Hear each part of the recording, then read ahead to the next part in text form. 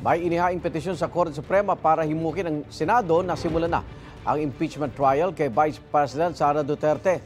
Tingin naman ng isang eksperto, posibleng hindi ito payagan ng Korte Suprema bilang paggalang sa separation of powers and judiciary and legislative. May unang balita si Mav Gonzales. Habang nagtatagal ang paggulo ng impeachment trial ni Vice President Sara Duterte sa Senado, nagkakaroon umano ng political instability ayon sa constitutional law expert na si Attorney Domingo Cayosa. Kaya sang-ayon daw siya sa paghahain ng petition for mandamo sa Korte Suprema para himukin ng mga mahistrado ang Senado na simulan na ang impeachment trial. Inihain ng petisyon ni dating Special Government Counsel ng Presidential Commission on Good Government o PCGG, Catalino Generillo Jr. Hindi naman kinakailang matapos, but at least simulan na kasi meron pa silang 3 to 4 months. Malinaw yung lengguwahe ng ating konstitusyon. Forthwith mag-start yung trial pag natanggap nila. So, ibig sabihin yan, walang delay. So, ginagamit nila mga legal doubts or issues. When in fact, mukhang ang matinding rason nila, kailangan nung mga re-electionist, mga panya. Yung iba naman, takot sa backlash ng mga black voters.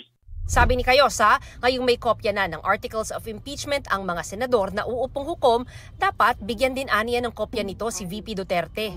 Sa Constitution, malinaw po ang deadline, 10 days lang Ibigay na sa kanya para sumagot na siya, malaman natin ano ba ang sagot niya. Simulan lang ho nila ng maayos na. Kasi unfair din ho sa Vice President, di ho ba, in a way.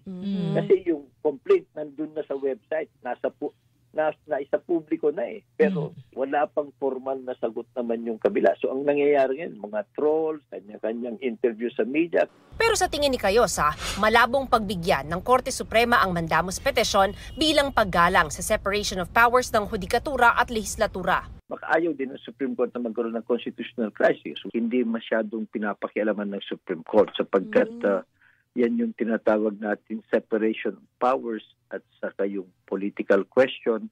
Kung kailan sisimulan, it is the wisdom of the elected senators at saka yung respect for a co-equal branch of government. Nauna nang sinabi ni Retired Associate Justice Antonio Carpio na hindi raw siya sang-ayon sa petisyon. Base aniya sa saligang batas, Senado lang ang may kapangyarihang duminig at magdesisyon sa lahat ng mga kasong impeachment. Only when there is a grave abuse of discretion can the Supreme Court come in, katulad during the time of the impeachment of Davide.